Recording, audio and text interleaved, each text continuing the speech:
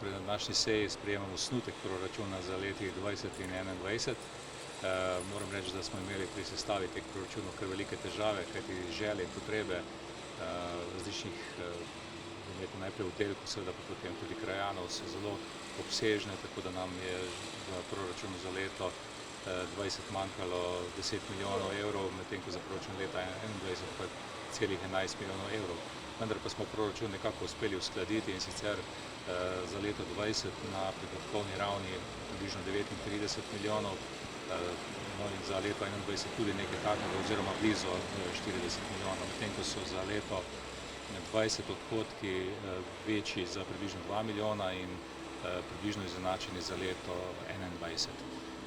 Lahko rečem, da je tudi ta proračun precej investicijsko naravnan, ima približno za 17 milijonov evrov investicij v letu 2020 in 16 milijonov evrov investicij za leto 2021. Kako je zadolževanje? Torej, zadolževanje se zmanjšuje, oziroma moram pa reči tako, da smo proračun za leto 2021 zaprli tudi s predvidenim zadolževanjem približno 2 milijona evrov. Seveda pa vedno, vsako leto se zadolžujemo še pri državni zakladnici za višino sredstev, ki nam jih omogoča tako imenovani 23. člen, gre pa namreč za povratna sredstva, ki pa niso obrestovana in tudi ne sodijo v kvoto zadolževanja. Tako da to sicer, bi rekel, uradno ne povečuje zadolževanja, logično pa je, da seveda bo treba ta denar tudi vrniti in se to zadolževanje povečuje. Na koncu leta 2021 predvidevamo, oziroma na koncu leta 2020 predvidevamo, da bo naš dolg znašal še malo pod 10 milijonov evrov. Če pa upoštevamo zraven še zadolževanje pri državni zakladnici, pa je seveda to nekaj več kot 11 milijonov evrov v kumulativi. Podobna slika je potem v letu 2021, kjer pa je seveda treba upoštevati tudi ta 2 milijona evrov dodatnih zadolžitev, tako da bo naša zadolžitev približno 12 milijonov evrov po letu 2021. Ključna projekta? Torej, projektov, ki so pomembni in nam pomenijo pravzaprav precejšen odhodek iz našega proračuna, sta seveda projekt nove knjižnice, ki je iz predvidenih 5,5, pravzaprav nekje okrog 5 milijonov evrov narastel na 7,3 milijona evrov, kar pomeni kar precejšnje povečanje, seveda dodatno vrnitev proračuna. Po drugi strani pa imamo kot večji projekt tudi izgradnjo vrtca na Senovem, ki bo znašal nekje 3,2 milijona evrov. Tako da te dva projekta sta že kar precejšnja. Moram pa posebej omeniti tudi, da predvidevamo seveda še vedno precejšnjo vlaganje v cestno omrežje v višini cirka 9 milijonov evrov. Ste morda našli smisel, da? Izvedi s tem poslovnim. Torej, verjetno je znano, da je občina Krško podpisala pred leti, tam nekje okrog leta 2007, z državo 6 protokolov, katerih skupna vrednost je bila okrog 30 milijonov evrov. Moram reči, da se kaj prida od teh protokolov tudi ni realiziralo. Zato smo že pred nekaj leti stopili v tožbo proti državi za protokol, ki se je nanašal na komunalno infrastrukturo, katero je občina pravzaprav zgradila, država je pa mogla zagotoviti denar za financiranje te infrastrukture. Šlo je za protokol v vrednosti približno 8,4 milijona evrov. Ker ni prišlo do realizacije tega protokola in je pravzaprav ostal odprt, smo se odločili, da tožimo državo, moram reči, da tudi malo po nasvetu same ministrice takratne, in smo v prvem delu uspeli, in sicer približno 3,7 milijonov evrov.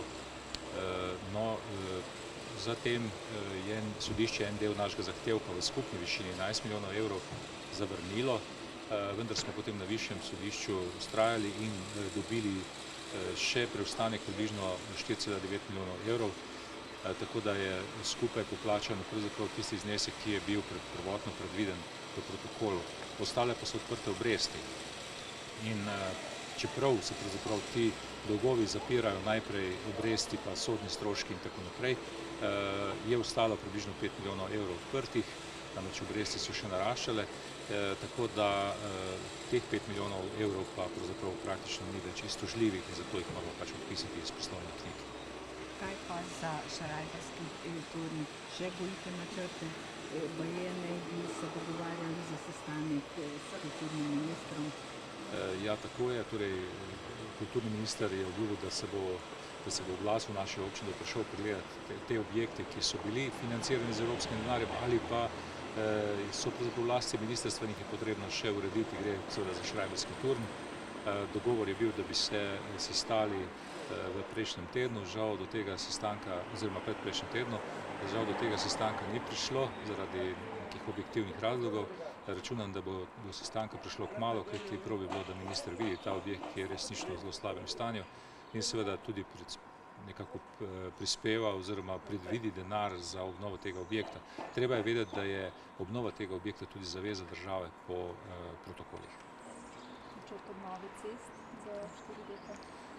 Kot vsako leto pri sprejemanju proračuna tudi letos sprejemamo načrt obnove cest, in sicer v 2 delih. Prvi del je investicijsko vzdrževanje in drugi del so investicije v novogradnje. Za investicijsko vzdrževanje po letih, imamo 4-letni plan, po letih predvidevamo približno 1 milijon na leto, medtem ko za novogradnje približno 1.200.000, v kar je približno 200.000 evrov šteti tudi javne poti drugega reda. Tako da, se pravi, v 4 letih predvidevamo porabo za investicije v ceste približno 4,8 milijona evrov. Sem še Jaša za obvoznice. V redu, je kar stoj. Lahko.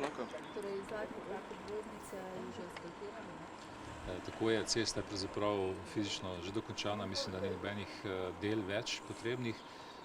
Seveda pa obstaja še tisti del, ki se nanaša na dokumentacijo, potrebno je izvesti tehnični pregled, potem komisijski ogled ceste in zatem sledi tudi dovoljenje za uporabo ceste. Tako da nekako po podatkih, ki nam jih je posredovala direkcija kot investitor, naj bi bila ta otvoritev konec novembra tega leta.